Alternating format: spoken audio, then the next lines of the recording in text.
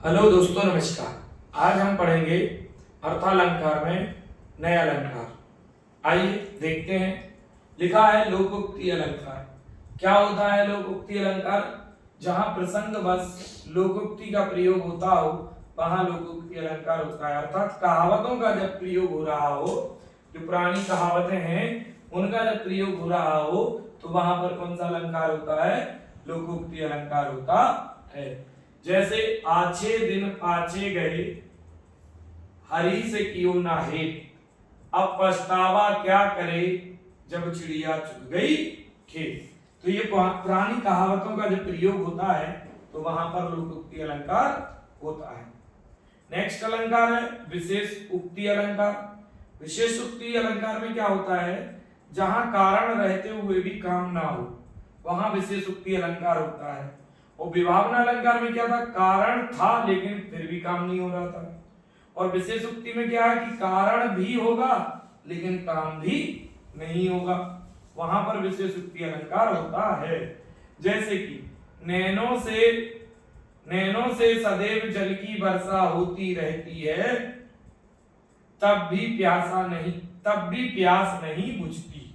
ये कह रहे हैं कि नैनों से सदैव जल की वर्षा हो रही है, मतलब जल तो कंटिन्यू आ रहा है लेकिन प्यास तब भी नहीं बुझ रही है।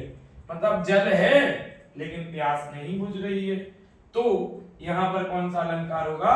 विशेष उक्ति अलंकार होगा।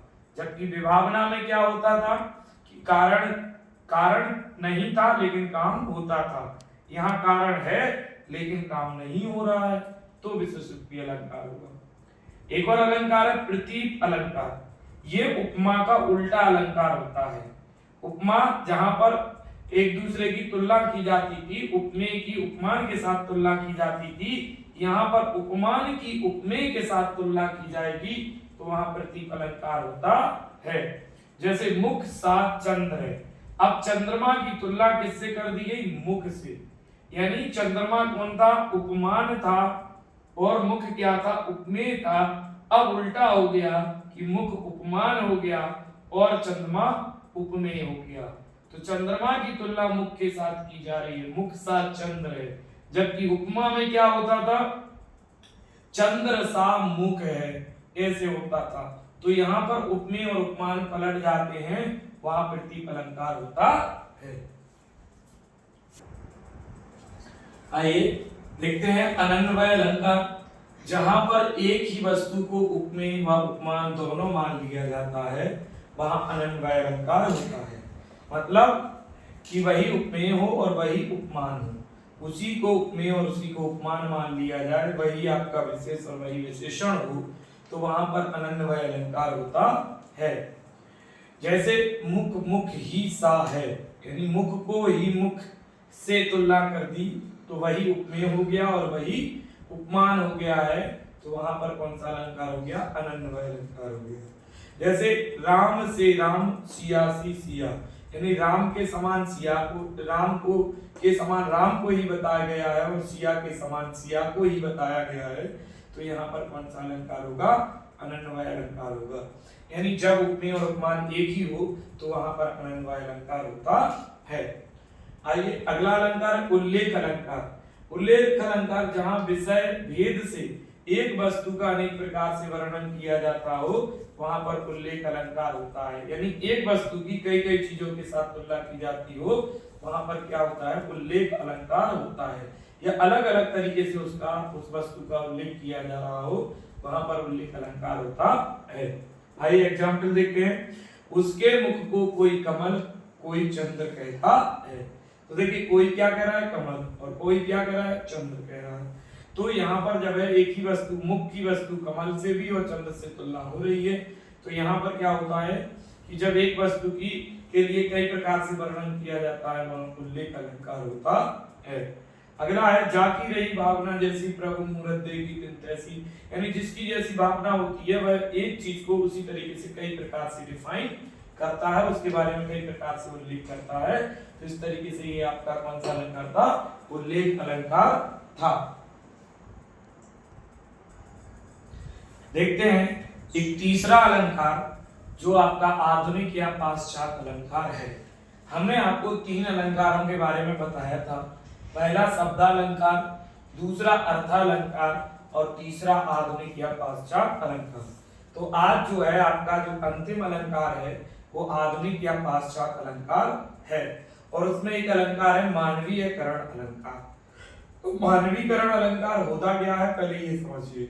जहां पर निर्जीव वस्तु या प्रकृति मानव के व्यवहार की भांति कार्य करने लगे, वहां मानवीयकरण अलंकार होता है। मतलब जब प्रकृति या कोई वस्तु इंसानों की तरह व्यवहार करती है, मानव की तरह व्यवहार करने लगती है, जैसे हंसना, मुस्कुराना, दौड़ना, चलना, फिरना, गाना, तो वहां पर कौन सा अलंकार होता है, वहां पर होता है मानवीयकरण अलंकार होता है। जैसे देखिए एग्जाम्पल में देखते हैं, लिखा है मेघमय आसमान से उतर रही। मेघमय यानी मेघ की जो लटाएं हैं वो आसमान से उतर रही हैं, संध्या सुंदरी परिसी धीरे धीरे। तो देखिएगा उतरना चढ़ना ये स्वभाव किसका होता है, इंसान का। और यहाँ पर वो काम कौन कर रहा है, मेघ कर रहे हैं, ठीक है, आसमान कर रहा है। तो जहां प्रकृति इंसानों की तरह कार्य करती है वहां पर मानवीयकरण अलंकार होता है। एक और एग्जाम्पल है, जैसे गाकर गीत बरह के तटनी वेगवती बढ़ती जाती। तटनी यानी नदी, ठीक है। गाकर, गाने का काम कौन करता है, भाई इंसान, मानव। लेकिन यहाँ पर कौन गा रहा है, नदी गा रही है।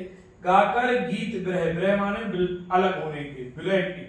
गाकर गीत बरह के तटनी वेगवती बढ़ती जाती, अपनी वेग से बढ़ती जा रही है। दिल हल्का कर लेने को उपलों से कुछ कहती जा रही। उपले माने किनारों से कुछ कहती जा रही है। तो जब नदी काम कर रही है गीत को खाने का और किनारों से कुछ कहना, तो ये सब काम कौन करता है, इंसान करता है। लेकिन यहाँ पर कौन कर रहा है, नदी काम कर रही है। तो यहाँ प्रकृति जो है इंसानों की भांति काम करती है, वहां पर आपका आधुनिक या पाश्चात्य अलंकार होता है, और जो मानवीयकरण अलंकार का उदाहरण होता है। तो इस तरीके से आपके सारे अलंकारों को हमने मोस्ट इंपोर्टेंट आपको पढ़ा दिए हैं, और आप इनको अगर आप पढ़ लेते हैं तो आपके जो एग्जाम में है अलंकार गलत नहीं होंगे। तो धन्यवाद, नमस्कार। अगर वीडियो आपको पसंद आया हो तो वीडियो को लाइक, सब्सक्राइब करें, कमेंट करें और बेल आइकन जरूर दबाएं, जिससे नई वीडियो आपके पास तुरंत पहुंचे। जय हिंद, जय भारत।